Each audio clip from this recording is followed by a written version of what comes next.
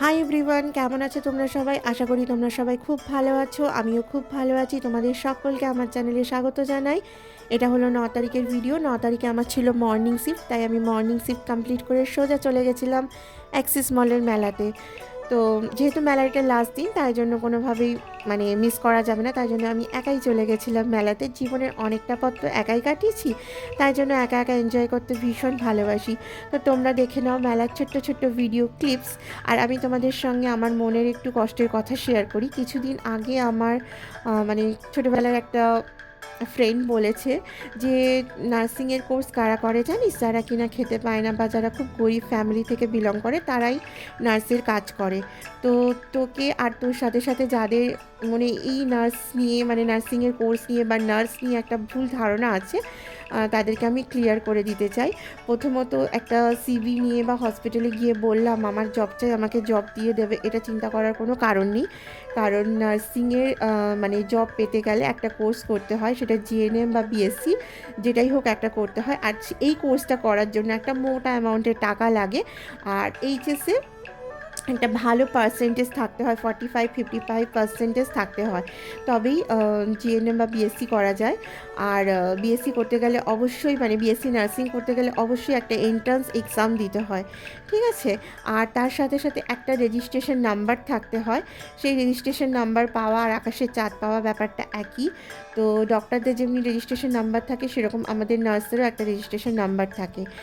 আর আর একটা কথা হলো যে আমাদের নার্সদের না the heart of the hospital বলা হয়। যেমন হার্ট ছাড়া আমাদের শরীর পুরোটাই অকেজো, সেরকম নার্স ছাড়া একটা হসপিটাল চলতে পারে না।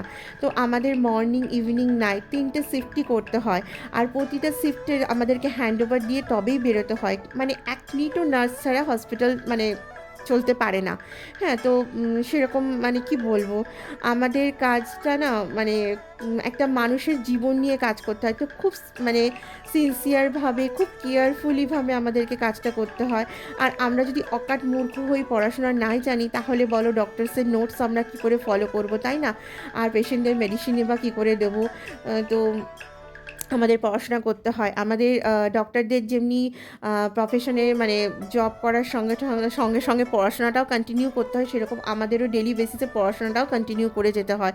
কারণ প্রতিদিন আমরা নতুন না নতুন নতুন কোনো না পেশেন্টের কেস পাই, সেগুলো সম্বন্ধে আমাদের স্টাডি করতে হয়।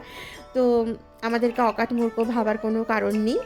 আর আমরা কি বলবো, যে একবারে কি বলবো, ভিখারি, তাই জন্য আমরা নার্সের জবটাকে নার্স প্রফেশনটাকে চুজ করে নিয়েছি, এরকম মনে করারও কোনো কারণ নেই। কারণ আমরা যারা নার্স বা নার্সিংয়ের কোর্স করেছে বা করছে, তারা ভালোবাসেই এই প্রফেশনটাকে চুজ করে। কারণ এই জবটা করার সঙ্গে জবটা করতে গেলে না আমাদেরকে মেন্টালি, ফিজিক্যালি দুইভাবে ফিট থাকতে হয়। কারণ আমরা যখন ডিউটিতে ঢুকি না, আমাদের ফ্যামিলির সমস্ত চিন্তা ভাবনা সব বাইরে রেখে আসতে হয়। কারণ একটা মানুষের জীবন নিয়ে আমাদেরকে কাজ করতে হয়, হয় না? আমাদের উপর একটা মানুষের লাইফ ডিপেন্ড করছে। তো কি বলবো, আমাদেরকে এরকম ছোট ভাবার কোনো কারণ নেই। ছোট করে কি বলবো, খুব খারাপ লাগে এরকম কথা শুনলে। তো আমরাও রেসপেক্ট ডিজার্ভ করি, ঠিক আছে।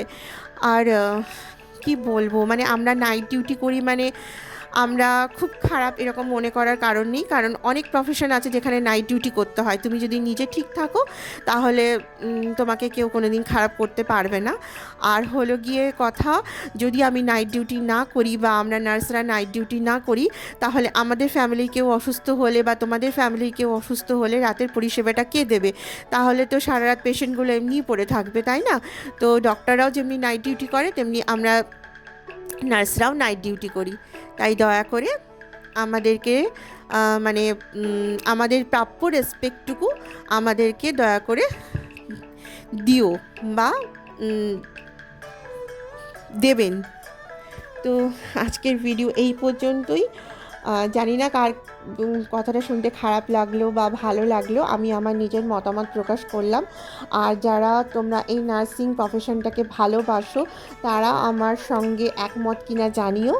তো দেখা হবে নেক্সট কোনো ভিডিওতে। আজকের মতো এইটুকুই, টাটা। সবাই খুব খুব ভালো থেকো। Love you all.